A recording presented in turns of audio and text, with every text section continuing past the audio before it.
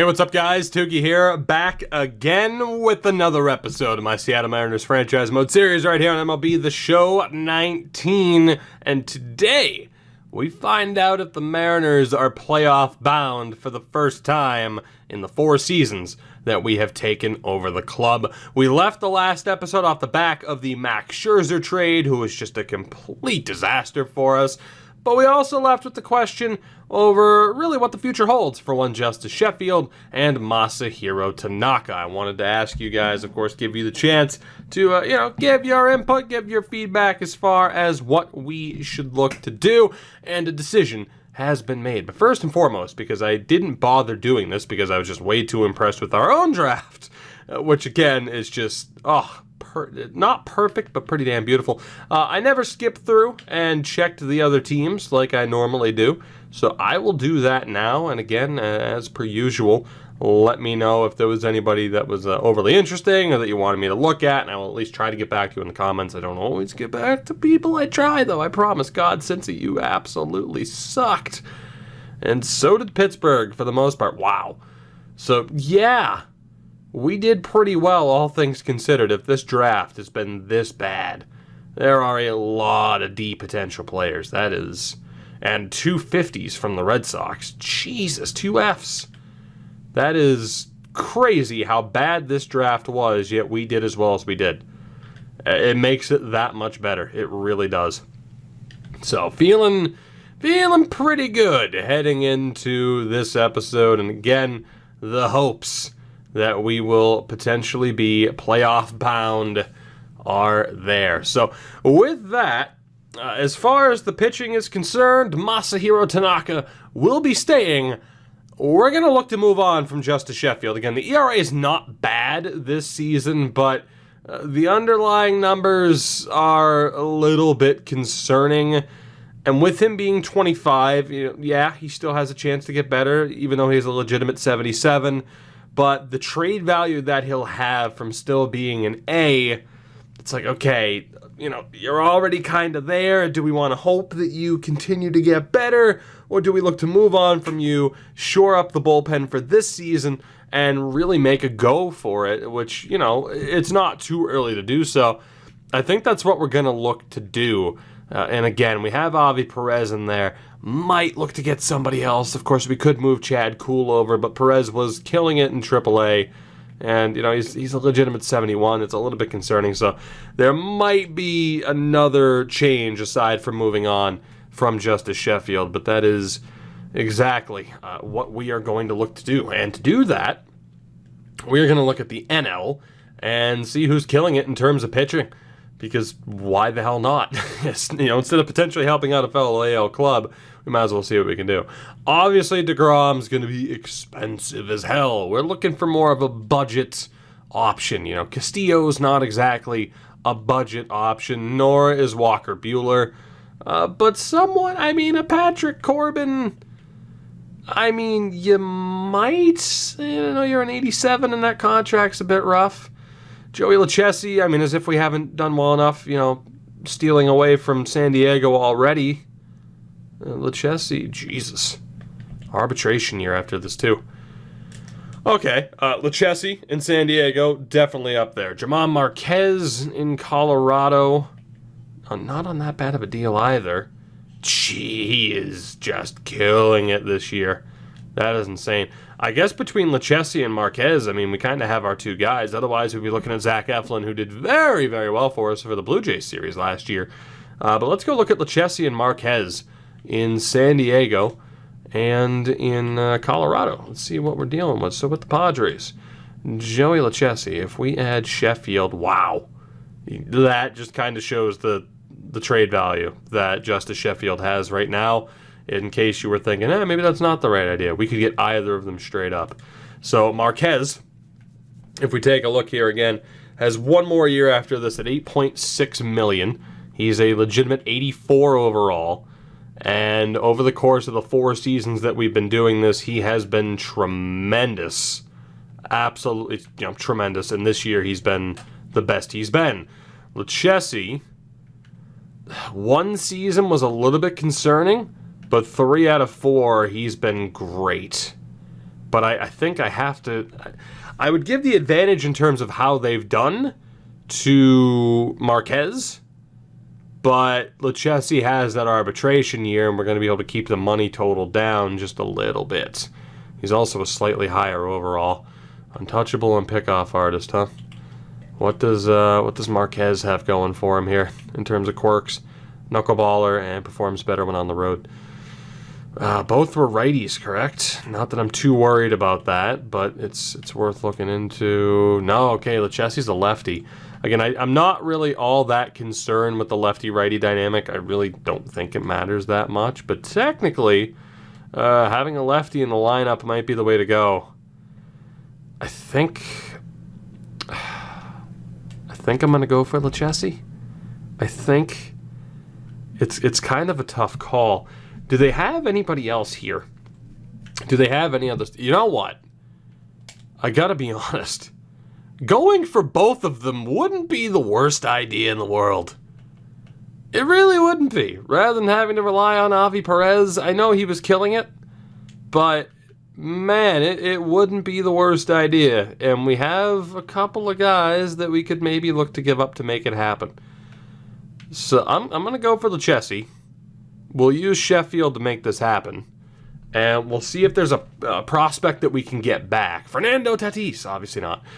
We'll see if there's a prospect that we can get back, or at least a player of value that we can get back, that we can then use to flip. Wow, we could get Anderson Espinoza. How's he done? Not well at all, but he's the perfect type of guy that we could immediately flip. So we're going to trade Justice Sheffield to San Diego to get Lucchesi. And then we will use Anderson Espinoza to go out and get German Marquez as well. Because why the hell not? So yeah, value-wise, it's not even that bad. And someone like Starlin Castillo is the perfect guy to get rid of right now. Flores is looking good. Is there anybody else who's kind of an obvious one to get rid of?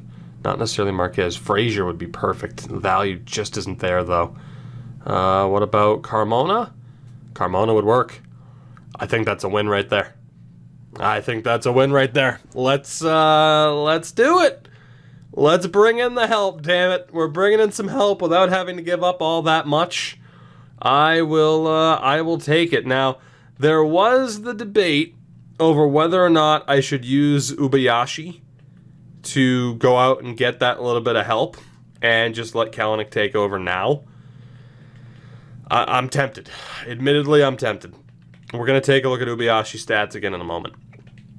And, of course, we can just make a separate deal from there. So, starting pitching-wise, it's going to be 1, 2, 3, 4, 5, and 6. So, Avi Perez will go right back down. So, AAA is 4, 5, and 6 with Cairo. And then AA, we'll send down Sandy Gaston. That's 4, 5, and 6 with Flores. So, we will have a couple of starters. Actually, it's going to be Fryman who goes down with that C potential. We'll bump this dude up. But we have one too many starters, technically. It's not that big of a deal. Let's see. Pedro is 1, 2, 3, 4, 5, and 6. AAA was 1, 2, 3, 4, 5, and 6 there, just to make sure the roster is good. And wow, we have way too many relievers. I don't even know how the hell that happened. It's not that big of a deal, I guess, because the roster is still set up the way we'd want it to be. But that was pretty crazy. And then outfield-wise, 1, 2, 3, and 4. It's a tough call. I mean, technically, we're fine. Yeah, we got 4 everywhere. So even though we moved an outfielder there, we're still good to go. So it's just the question over whether or not we want to give Kalanick the chance. He's not exactly killing it down in AAA. It's just, I suppose, whether or not we think Ubayashi's good enough, which, you know, the numbers have never been great for him at the plate, despite the fact that the attributes are okay. It's not a bad attribute spread at all. The vision's obviously a little bit low. It's just, do I have faith in Ubayashi, or do we move on and look to make a change from there? As in terms of this team, my God, if we make the playoffs. So let's just say we go Flaherty, Paddock, Marquez, Lucchesi, Tanaka. That is a damn good rotation. And it didn't cost us much to get it. And then AAA. Oh, God, excuse me. I'm not even going to edit that out. I might. Ugh. That was just the worst. Gotta love when that just happens, especially you record, and then you're like, God, do I want to edit that out? And now I'm just paying more attention to it than I should. Let's move on. We have a little bit of time before the trade deadline. Ubayashi has until then to turn it around. It's just after the All-Star break. The deadline is as of the 31st. So he has the next couple of weeks to try and impress, as do some other members of this team, of course, that we've pointed out. And obviously, changes were made, like we brought in Tommy Hunter. We will revisit this team within the next few weeks. Of course, we're going to be live here for this episode. There's no going to be like, oh, jump cut and sim throughout the season. We're going to stay live with this, and we'll see how this team does over the next couple of games, and we'll take it from there. So we have 3 games against Houston. That first game we'll see Marquez, and second game we'll see Lucchesi. So we'll get to see our new guys in action fairly quickly as we sweep Houston. Now, granted, there are 3 games under 500, but that is a major accomplishment for us. And now we have 4 games against Oakland, who we are neck and neck with. And Flaherty strains a tricep, but he's fine, so we don't really have to worry about it. Oh, we lost 3 out of 4 to Oakland. So as much as the wins against Houston helped us out, those really set us back. We need to win this series against Houston, who are actually offering us a trade. How do I put this nicely?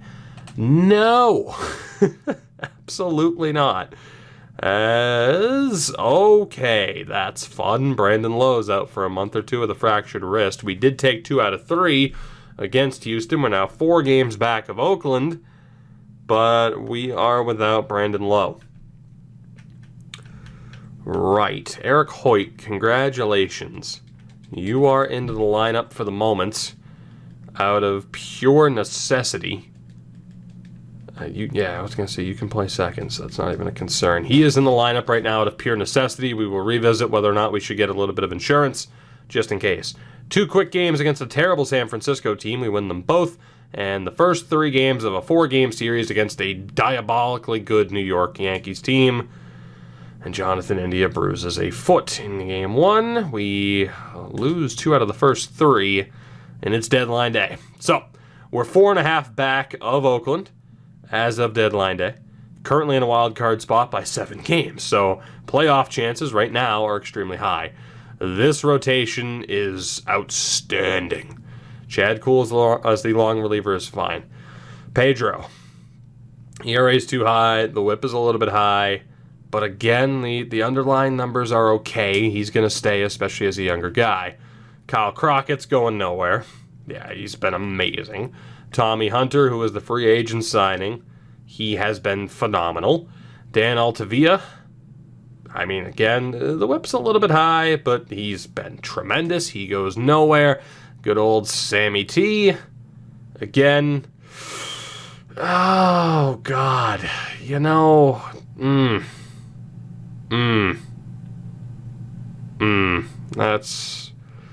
That's a little bit concerning.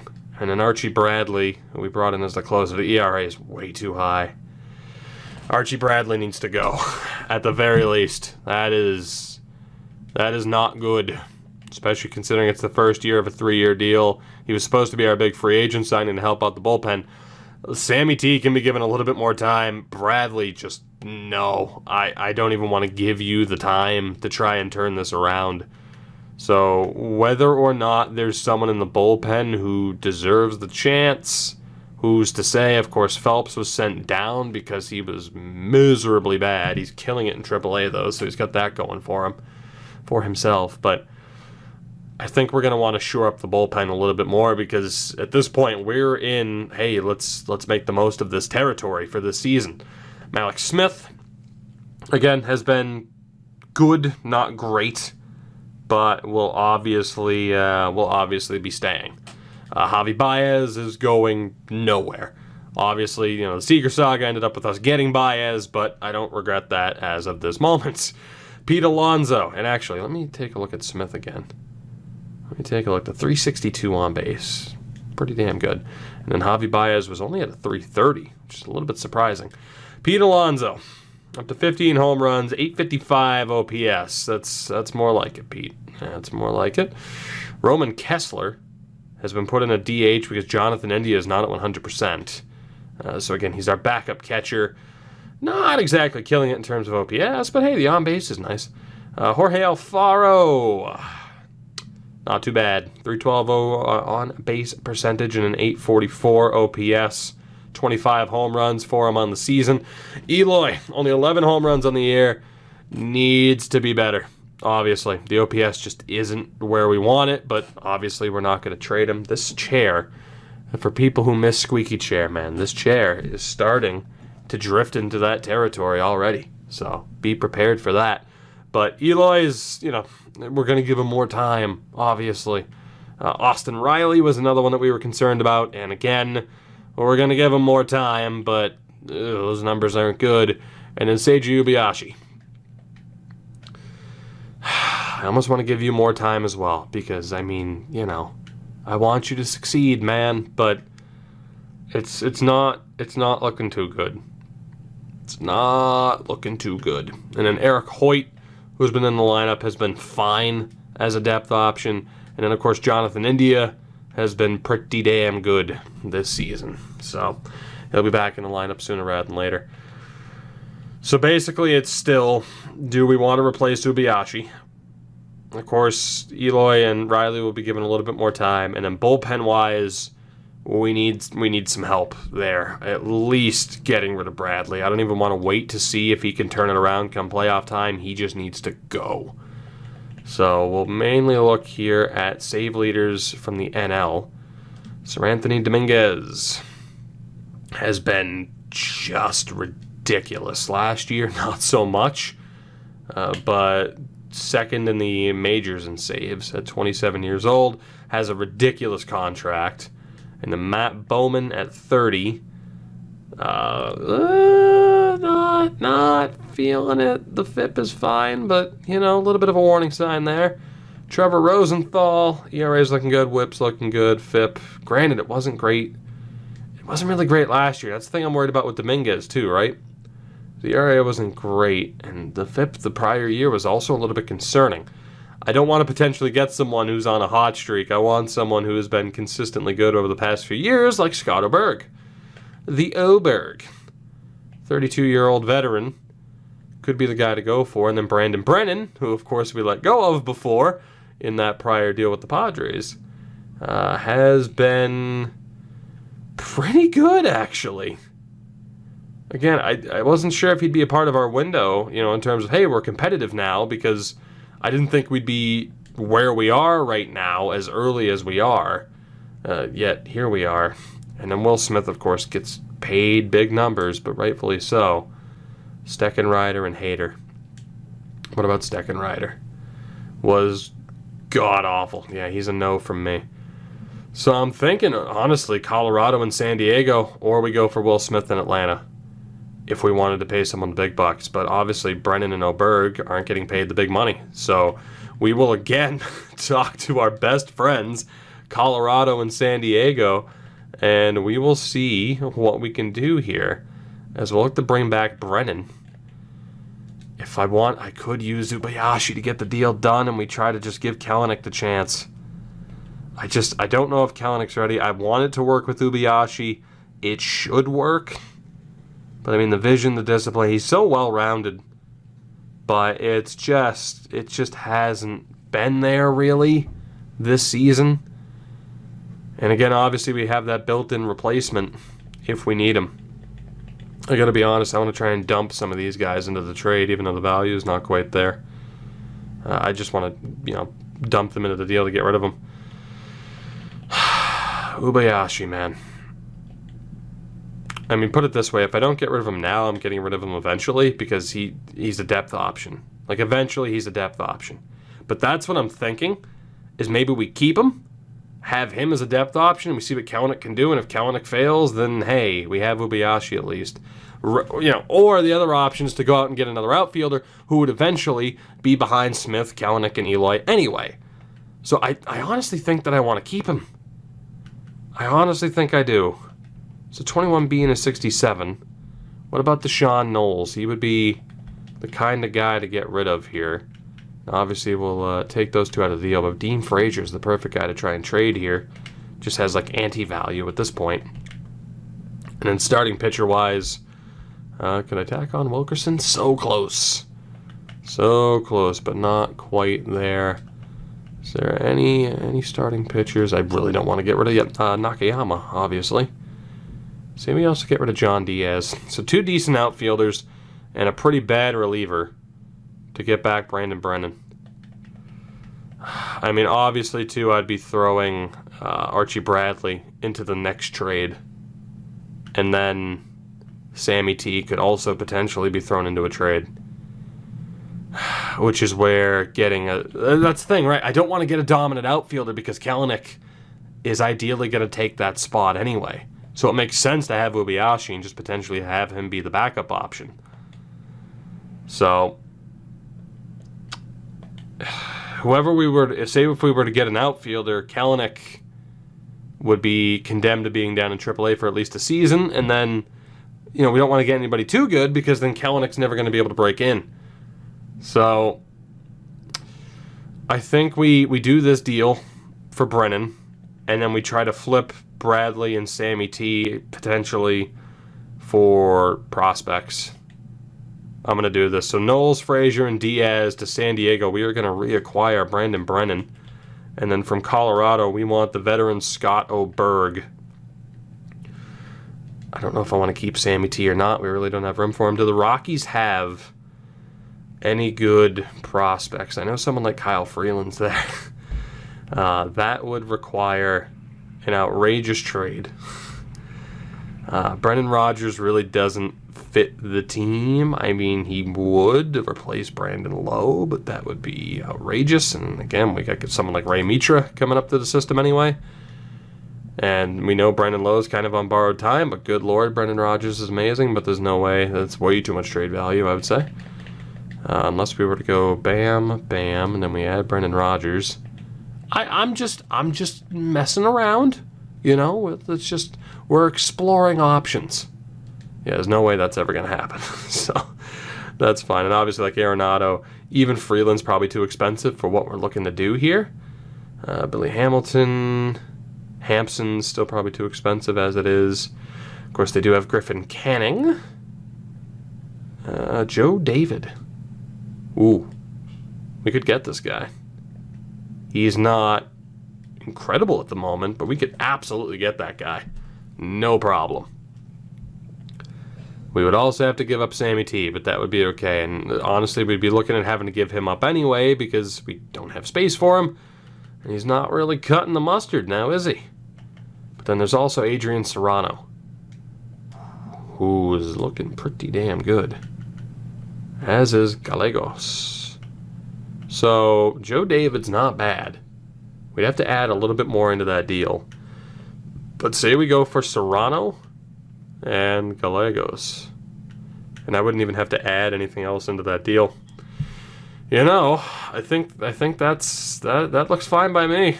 I don't really want to give up Sammy T, but I mean technically I wouldn't have space for him anyway, and Bradley's been terrible. I'm gonna do that. Colorado, we'll see if it works out. Sammy T, I'm sorry, buddy, but you're not cutting it, and we have the ability to be a little bit more ruthless, and we're gonna do just that. So the bullpen heading into the playoffs, I hope, is gonna be Rodriguez, Brennan, Oberg, Crockett, Hunter, and Altavilla. And then AAA, of course, will be those 6. AA is 3, 4, 5, and God, who the hell is the 6th going to be? Probably you, because you're C potential. And again, we still have like one too many relievers, but that's fine. And then the Major League pitching staff is pretty straightforward. I'll actually bump Gaston back up to AAA. That'll be 3 or 6 right there with Ashcraft. And then AA, Wilson will be down. Doug Coggin will be down. So it's 2, 3, 4, 5. With Fryman, who will probably get sent back down, and 6 with Wilkerson. Yeah, Fryman's... Actually, it's going to be Wilkerson who gets dropped down to single A. And then, of course, Flores is hurt. But so we have a little bit too much pitching depth right now in terms of having everything like fairly balanced, but that's not a big deal. So the Major League-wise, we are going to send down Carpenter, who has been a loyal servant. But Carpenter will get sent down. Kelenic is going to be added to the 40-man. We have a full 40-man. Fuck. Carpenter. I'm going to have to sacrifice you, buddy. But that'll open up the spot for Kelenic, and he'll be given a chance. And if he fails, then we have Ubayashi as a built-in safety net. So I think that's pretty much perfect. We could use some outfield depth, but I'm not exactly in a hurry to sign any free agents. So this team has taken a massive step forward here, as we have improved this team in pretty much every way. We add German Marquez and Joey Lucchesi to the starting rotation.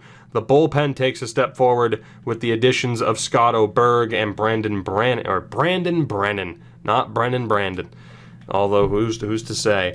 I don't know if I want to base this off a clutch rating or what I want to base this off of as far as who goes where. Maybe I will. Maybe we have Pedro and Altavia. I don't know. We can obviously change that around, and if we make the playoffs, I'm not really going to even consider someone the outright closer. It's just who has the best numbers.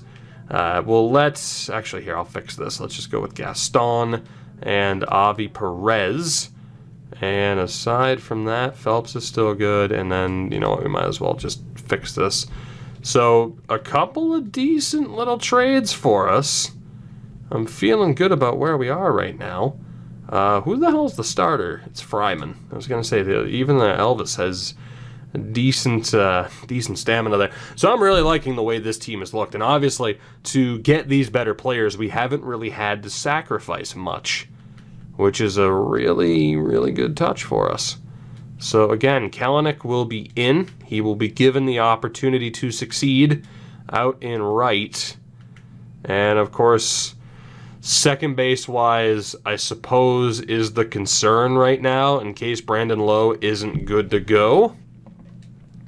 It's probably the last thing we'd have to worry about. I mean, AA-wise, we could call up Ray Mitra, not Nick Prado. Joe Rizzo could be called up as well. Luis Garcia was a shortstop. I'm just trying to decide if I trust Brandon Lowe. Which, I mean, someone like Gabe Little, you would think with those attributes, it's just you're not ready. I mean, Ray Mitra might be the one guy where it's like, okay, yeah, if Brandon Lowe goes down, he's the guy for us, right? So that's the only thing I can think of right now. At first, I have confidence in Pete Alonso. I'm just wondering if maybe I should change up the team a little bit. Maybe call up Nick Prado, have him good to go, just in case as the backup option, if we just leave him down in AAA. I don't think I'd want to rely on Daniel Murphy. Although, with his vision and contact, he might actually not be the worst option. It's just he can't field at all. It's just, do I have the confidence in Brandon Lowe? Or if it had to go to Eric Hoyt, would I prefer that to be the case?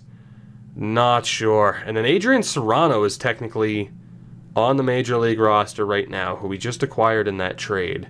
He can play first. I don't think I would want him there. So yeah, we're gonna have to make that call. So the outfield's set. It's Jimenez, Smith, Kelenic, and Ubayashi. That's pretty straightforward. Infield wise, though, I can't help but think Ray Mitra's the guy. I mean, he can play nearly frickin' everywhere. And then, of course, we also have Jonathan India, who has that versatility. And then Serrano, I think I'd want to send down for now. So we'll send him down. Larry Breezewaz on the 40, man, huh? Let's, you might have some trade value, man, but let's go ahead and do that. We will add Ray Mitra, and he's going to get the call-up at this point. I want him, to potentially be on this playoff roster just in case Brandon Lowe isn't exactly good to go. So we have Daniel Murphy there. We have Hoyt as a safety net infielder, Mitra as a safety net infielder, Murphy, and then obviously the extra outfielder. I think we're looking good. Despite some of the injuries right now. I like how we're shaping up. So let's get Mitra in at second.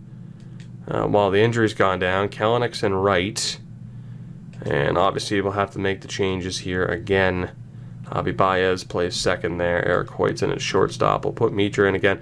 I'll change this around once Jonathan India is good to go, because obviously, you know what? Yeah, let's just wait until Jonathan India is back. But for now, I think we've done the best that we can do. Again, I don't have faith in how these are decided, the rankings. I think whatever process they use is complete BS. But we are rated 7th. And obviously it shows what a well-rounded team we are. So let's sim that final game against the Yankees. It is another loss, unfortunately. We have 3 games against the 2 games over 500 Twins, as J.D. Martinez has been dealt to the Brewers for Travis Shaw and Jacob Nottingham. And, of course, the Archie Bradley trade that we were a part of. And Jonathan India is back. Brandon Lowe is still going to be out for a month or two. And we end up sweeping Minnesota. Not too bad. So 3 games back of Oakland. Again, this rotation is just nasty. But the lineup is what we're concerned about. So it is going to be basically that. I still want to give Ray Mitra a chance, although boy, it's not looking too good for you, buddy. It really isn't. But I'd still think I'd prefer him over Hoyt. How Hoyt's been that much better at the plate, though, I'm not entirely sure. But again, attributes only mean so much in this game. Unfortunately, that's just kind of how it works. So again, Kelenic in it right. Take out Ubayashi for Kelenic. Put in Mitra at second. And then bring in Kelenic again. So that is good for now. We'll see what happens once Brandon Lowe returns. We have 3 games against a barely over 500 Kansas City Royals team. And Marquez strains bicep. We end up losing that series. 2 quick games against a decent enough Pittsburgh team. We win them both. And now 4 games against a decent enough Tampa team on the road. And we win 3 out of 4. You'll love to see it. Up to 71 wins now on the season. We have 3 games against the Chicago Cubs. We have already lost the series. We are swept. 1 step forward, 2 steps back for us. It was the bullpen that collapsed in the last 2 games. 4 games against a 40 games under 500 Detroit. You'd like to think that we wouldn't have lost 3 out of 4. Oh my God. Where are we in the standings now? So Oakland's been slipping up, but so have we. That's great. We're still 6 games up in the wild card, but what a disaster to lose those games to Detroit. Now we play Los Angeles. We win 2 out of 3, and now 3 games against Oakland. If we want a chance, now we have a month to go, but if we want a chance here, 2 out of 3 is almost a requirement, and my God, we get swept. Damn it. 2 games against LA. Yep, 2 games against LA. Tanaka breaks a nail, but we do win both games. Absolutely horrific inconsistencies here. Like, we should be in first place right now. We have 3 games here against Tampa. And we split the first 2 and win the series ultimately 2-3. The AAA ball clubs made the playoffs. The AA ball club also made the playoffs. So that'll be nice. And let's take a look here. 3 games against a bad Texas team. 2 out of 3 is mandatory. And I'm already a little bit concerned about this team heading into the playoffs, because we're not winning games that we should be winning. 3 games against a bad Detroit team. Oh, man, we just got fucking swept. Okay. So our chance at winning the division have gone up in smoke because of our own ineffectiveness to take advantage of playing terrible teams. And we're 4.5 up in the wild card. I cannot believe some of the games that we've been losing here, I gotta be honest. It makes me wonder, I guess what the issue is here. Okay, Pedro, you're not good enough to be the closer. That's what we've learned. That's what we've learned. We are going to go with Brandon Brennan and Tommy Hunter. Lineup-wise, of course, it's actually not going to be a disaster because of September call-ups. A lot of cold streaks right now. A whole lot of cold streaks. Okay. Well, first and foremost, Ray Mitra is going to be sitting for Eric Hoyt, because that hasn't exactly worked out for us now, has it? Kelenic is still hitting .283. He's done well enough. So, I mean, he'll get to stay. Let's just take a look here. So, Smith still hitting .346. Baez hitting only .304. And then Kelenic, .333. I'm honestly going to move Kelenic to the 2 spot. And then let's see here. Alonso a 7.78 OPS. India at a 7.81. Alfaro at an 8.62. Eloy at a 676. Jesus. Riley even worse at a 663. My God. I can't believe we're honestly doing as well as we are with so many people underperforming like this. This is insane. This team is set up so well, and honestly should have been able to grasp the division, and we are just choking it away. That is the only real way to describe what's gone on here. We have been choking this chance at a division away, which is just absolutely brutal. I don't think I wanted Javi Baez hitting in that 2 spot there. 744. Yeah, I didn't. India at a 781, which again is slightly better still than Pete Alonso. I just can't believe how some of these players are underperforming. That is just absolutely insane to me that it's been this bad. So it's going to be Alfaro, India, Alonso, Baez. Crazy. Absolutely crazy. Oh, God. Alfaro, India, Alonso, Baez, Eloy, and Riley way down there. That does not bode well for our chances moving forward, does it? We will see if we can turn it around here. Over the last month, there's a chance, or the last half of the month, there's a chance we could absolutely blow this. We have 3 games against a good Kansas City team. The AAA ball club's been bounced. We end up winning 2 out of 3. The AA ball club wins the whole damn thing. 3 games against a brutal Baltimore team, in which we win game 1, 2, and 3. A nice little sweep, and Brandon Lowe is back. We'll see how much of a help he is, as it's put him into the lineup by default, which is good. Although here it has him playing first for some reason, which I did not agree to. Thank you. I didn't agree to that at all.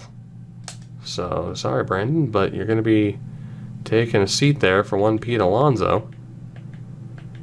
And same thing there. So, again, you're only going to be in when we, have a DH. Oh, God. All right, where are we in the standings? 6.5 back of Oakland. 4 up on the Twins in the wild card. Way behind the Red Sox. So right now, we are shaping up to be taking on the Yankees in the first round. Yay! 3 games against a horrible Blue Jays team, and we win 2 out of 3. And damn it, we have 6 games against Oakland. Make that 7 games. We could swing this, but we have to win out. 3 games against the A's, we lose 2 out of 3. That will do it. The division title is indeed going to go to Oakland, barring a miracle. We're only 3 games up on the Twins. There is a chance we could miss out here, which would be a disaster. An outright disaster if we were to miss out here. Wow. 2 games against Texas. They're terrible. Are we going to miss out? We're 2 games up on the Twins, and we have to play Oakland, who have kicked our ass all season long. There is cause for concern here. We could actually miss out on the postseason, which would be an absolute disaster. Game 1 against Oakland's a loss. Game 2 is a win. We still haven't punched our... We're 1 game up on the Twins. 1. If we blow this, man. Oh my God. Did the Twins win? Oh God, not like this. If we lose this game to Oakland, we may have missed out on the postseason. Oh, thank God. But we have to play Minnesota in a 1-game playoff. We have blown a chance at winning the division so hard to the point where we are going to a 1-game playoff to determine who makes it into the wild card to get their asses kicked by the Yankees.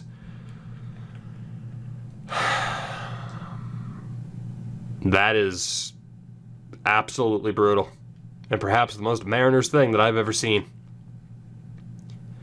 I'm not going to worry about looking at stats, looking at anything. Let's just do this. It is a 1-game playoff against the Minnesota Twins.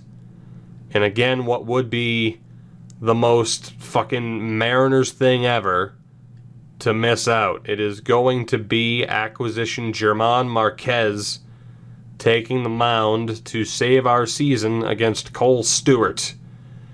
The lineup, we are dealing with some very goddamn tired players, but so be it. We're going to leave the lineup the way it was when we last adjusted it. Let's see what happens, shall we? German Marquez, let's see what you can do. Taylor walks with 1 out. Polanco into a double play. Good start. Can we get anything going offensively? The answer is no. Sano walks to kick off the top of the second. Scope into a double play. Rosario a 2-out double. Astudillo grounds out. Can we get anything going here against Cole Stewart? Yes, we can. Pete Alonso with a solo shot. No follow-ups, but we strike first. We're up 1-0 through 2 innings. CJ Crone walks to start off the half inning. Single by Cave gets Crone all the way to third. Buxton strikes out. Taylor strikes out. Polanco grounds out. Well done by Marquez to get us out of that situation. Can we make him pay for it? We cannot. It's another 1-2-3 inning. Alonso's solo shot, the difference maker thus far. A scope of the 1-out single, and then into another double play ball. Bottom of the 4th, Kalanick walks. Can't get the steal. Alfaro singles. India walks. Could have had the bases loaded at this point. Pete Alonso, 2-on, 1-out. Strikes out. Javi Baez strikes out. Brutal, but still up 1-0 through 4. Astudillo leadoff triple. Crone flies out. Cave sack flies to tie the game. Buxton grounds out. We go to the bottom of the 5th, tied at 1. Can we get anything going? 2-out single for Lowe. Alex Smith cannot drive him home. We go to the 6th, tied at 1 in this 1-game playoff. As Marquez shuts him down. Kalanick, nothing. Alfaro with a triple. Jonathan India gets the sack fly. We're up 2-1. Huge moment there from Jorge Alfaro with the triple. We get the lead back, and Alonso grounds out to end the inning. We go to the 7th. We will take out Marquez. We'll be relying... Oh, God, who are we relying on here? We're going to go with Crockett, who had been great all year. Scope, Rosario, and Astudillo, nothing doing. Baez now against Addison Reed. Strikes out. Eloy strikes out. Riley strikes out. Addison Reed says hello. As Tim Anderson's brought on as a pinch hitter, he strikes out. Jake Cave, another pinch hitter. It's Jeremy Tobin. He grounds out, and Buxton walks. Taylor can't drive him home. We are 3 outs away from going to the fucking death sentence known as playing the Yankees in the next round. Brendan Lowe against Tyler J. There's a defensive substitution as well. And another one. Lowe grounds out. Smith pops up. Kalanick is hit by a pitch. Can't get the steal. We go to the 9th. We're going to call upon... Let's go for Brandon Brennan. Can he shut this down? 3 outs away from finally seeing the Mariners make the playoffs. Polanco grounds out. Sano flies out. Scope is out. I don't know if I'm happy or not, man, because it doesn't bode well for our chances against the Yankees. But damn it, we got it done. The Mariners are playoff bound. We will be taking on the... Actually, wow, Boston. Boston was able to steal it away from the Yankees. Oh, God. Actually, no, wait, that's right. Boston finished in the wild card. Fuck. I was thinking... yeah, damn it. I was thinking Boston was going to take it from the Yankees, and it was going to be the death sentence because I looked, and I was going to point that out. We play Boston in the wild card. Then the death sentence known as the Yankees. Oh, fuck. I honestly, when I looked at the standings, I meant to point that out. I'm like, oh shit, Boston's like 1 game behind the Yankees. I think they'll take it. And then I looked again and saw that they were ahead of the Yankees. It's my bad. I was nervous because we nearly blew it. I am sorry. But the Mariners have made the playoffs. It doesn't bode well that we struggled this much that we're going to have to go through Boston just to get to the Yankees. And it's unlikely that we win. But damn it, anything can happen once you're in the playoffs. Kansas City takes on Oakland, and in the NL, the Dodgers take on Cincy in the wild card. The winner plays the Mets. The Cubs play the Padres, who somehow made the playoffs despite me rating their talent roster like this was the WWF going after ECW back in the day. WCW would have been a better comparison, but you get the point. We're in the playoffs. We did it. We did it. Now, in terms of team ranking, I'm not really expecting us to be up there to the point where I don't even know if it's worth looking. We're going to be 23rd in batting average, yet we made the playoffs. Home runs, probably towards the bottom. 14th.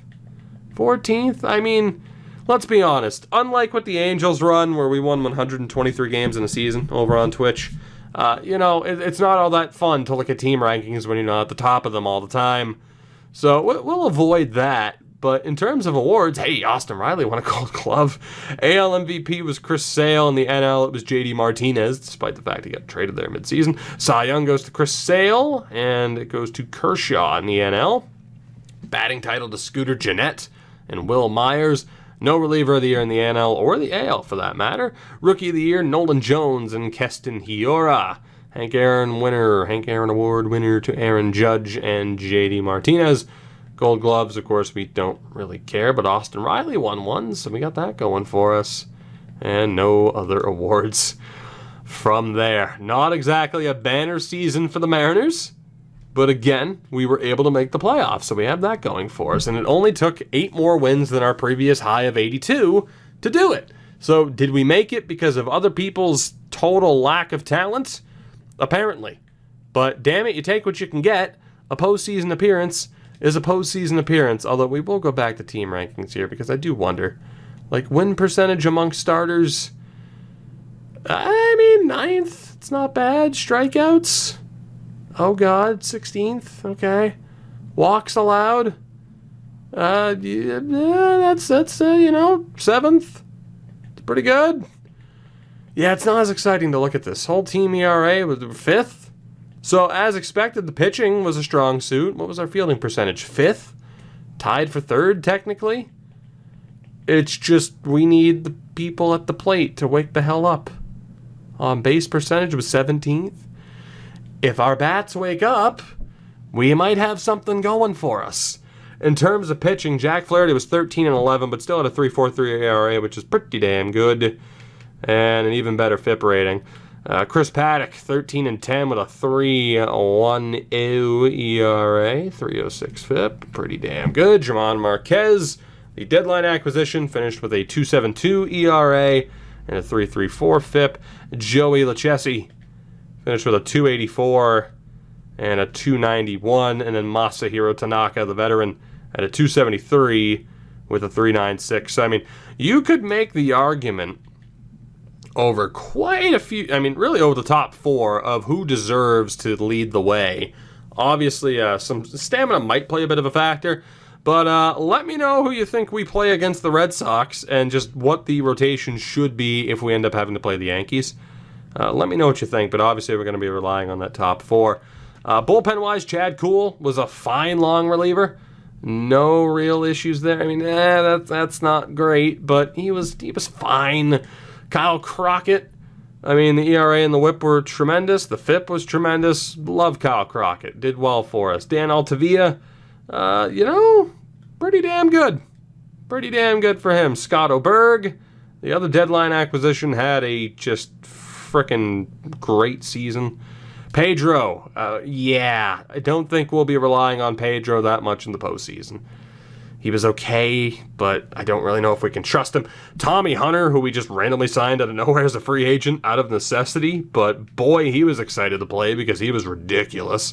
And then Brandon Brennan, who we brought back, who, did pretty damn well. So, in theory, I have confidence in our pitching staff across the board. Lineup-wise is where some of that confidence goes to die. Just, it does. Malik Smith, the 355 on base, straight 7s OPS, obviously, that's fine. Kelenic, since we gave him a chance, 292 average, 252 and an 818 OPS, he was great. He's lived up to the hype. And he'll be starting over Ubayashi, for sure. Alfaro, 33 home runs, 94 RBI, and 868 OPS. Probably won't be moving out of that 3 spot from the looks of it. Jonathan India, the 792 OPS, 26 home runs for him. Pete Alonso, 22 home runs and a 765 OPS on the season. Javi Baez, 24 home runs, 733 OPS. Eloy, a little bit disappointing. 18 home runs, a 691 OPS for him. Austin Riley with the 678 OPS, 17 home runs. And then Brandon Lowe, who missed a decent amount of time due to injury, a 749 OPS with 15 home runs. So, I mean, you could argue that, yeah. I mean, in theory, if we're going off of OPS, Brandon Lowe should be hitting 6th, which is absolutely batshit insane, is it not? I think we'd still want Kelenic hitting in the 2 spot. I mean, let me know what you think. This lineup, in theory, is looking pretty damn good. And obviously someone like Ray Mitra will be given the chance, you know, if someone like Brandon Lowe is struggling.